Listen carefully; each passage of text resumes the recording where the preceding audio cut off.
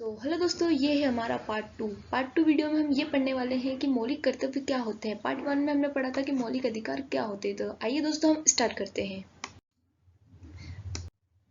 मौलिक कर्तव्य, पहले हम इसकी थोड़ी सी थ्योरी जानेंगे ये क्या होता है और मतलब क्या क्या लागू हुआ है इसमें। तो 1950 में लागू किए गए भारतीय संविधान में नागरिकों के केवल अधिकार का उल्लेख किया गया था। पहले क्या किया गया था, भारतीय संविधान में नागरिकों के अधिकारों यानी मौलिक अधिकारों का ही उल्लेख किया गया था। लेकिन 1946 में संविधान में व्यापक संशोधन करते समय यह अनुभव किया गया कि संविधान में नागरिकों के मूल कर्तव्यों का भी उल्लेख किया जाना चाहिए। मतलब ये चीज का अनुभव किया गया है कि मौलिक कर्तव्य है उनका क्या किया गया, अनुभव किया गया है। ठीक है, अतः संविधान के चतुर्थ भाग यानी भाग 4 के बाद भाग मतलब 4A जोड़ा गया, चतुर्थ A जोड़ा गया, जिसमें मौलिक कर्तव्यों को रखा गया है।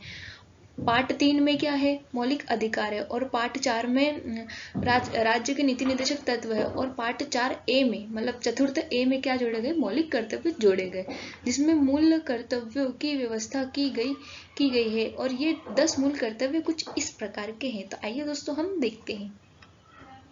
तो दोस्तों मौलिक कर्तव्य का पहला पॉइंट है संविधान का पालन तथा उसके आदर्श संस्थाओं और राष्ट्रीय प्रतीकों का सम्मान करना। भारत के प्रत्येक नागरिक का कर्तव्य होगा कि वह संविधान का पालन करे, उसके आदर्श संस्थाओं, राष्ट्रध्वजों और राष्ट्रगान का आदर करे। दूसरा पॉइंट क्या कहता है कि राष्ट्रीय आंदोलन के प्रत्येक आदर्श का पालन करें। स्वतंत्रता के लिए हमारे राष्ट्रीय आंदोलनों को प्रेरित करने वाला उच्च आदर्श का हृदय से संजोए रखें और उनका पालन करें। चलिए दोस्तों हम आगे बढ़ते हैं तीसरे पॉइंट की तरफ। भारत की संप्रभुता, एकता और अखंडता की रक्षा करना। प्रत्येक नागरिक का कर्तव्य है कि वह भारत की संप्रभुता, एकता और अखंडता की रक्षा करे और उसे अक्षुण्ण बनाए रखे। इसे भारतीय नागरिकों के सर्वोच्च कर्तव्य की संज्ञा दी जा सकती है।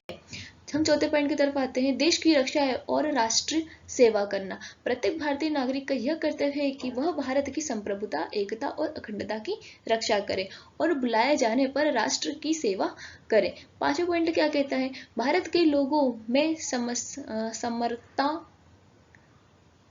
और भातृभाव की भावना का विकास हो। भारत के सभी भाग में समरसता और मान भातृभाव की भावना का विकास करे, जो धर्म, भाषा, प्रदेश या वर्ग पर आधारित सभी भेदभाव से परे हो, और ऐसी प्रथाओं का बोध कराया गया है। इसे स्त्रियों का सम्मान करना, समस्त भारतीयों के मध्य समरसता और भातृभाव की भावना का विकास करना। हम छठे पॉइंट की तरफ बढ़ते हैं, संविन्न संस्कृति की गौरवशील परंपरा की रक्षा करना। तो हमारी संविन्न संस्कृति की गौरवशाली परंपरा का महत्व समझे और संरक्षण करें। सातवें पॉइंट की तरफ बढ़ते हैं कि प्राकृतिक पर्यावरण की रक्षा और सभी प्राणियों के प्रति दया भाव रखें। प्रत्येक नागरिक का कर्तव्य है कि प्राकृतिक पर्यावरण की, जिसके अंतर्गत जैसे कि वन आते हैं, झील आते हैं, नदी आती है, वन्यजीव भी है, रक्षा करे और उनका संवर्धन करे तथा प्राणी मात्र के प्रति दया भाव रखें। अब आठवें पॉइंट की तरफ बढ़ते हैं, वैज्ञानिक दृष्टिकोण, मानववाद और ज्ञान अर्जन का विकास।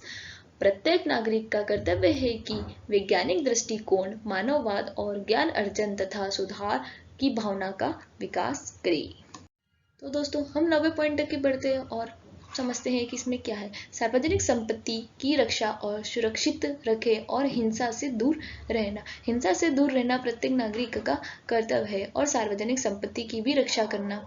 ठीक है, हम 10वें पॉइंट की तरफ बढ़ते हैं कि व्यक्तिगत तथा सामूहिक उत्कृष्ट का प्रयास करना। प्रत्येक नागरिक का कर्तव्य है कि व्यक्तिगत व सामूहिक गतिविधियों के सभी क्षेत्र में उत्कृष्ट की ओर बढ़ना और सतत प्रयास करें, जिससे राष्ट्र निरंतर बढ़ते हुए प्रगति और उपलब्धता की नवीन ऊंचाइयों को छू सके।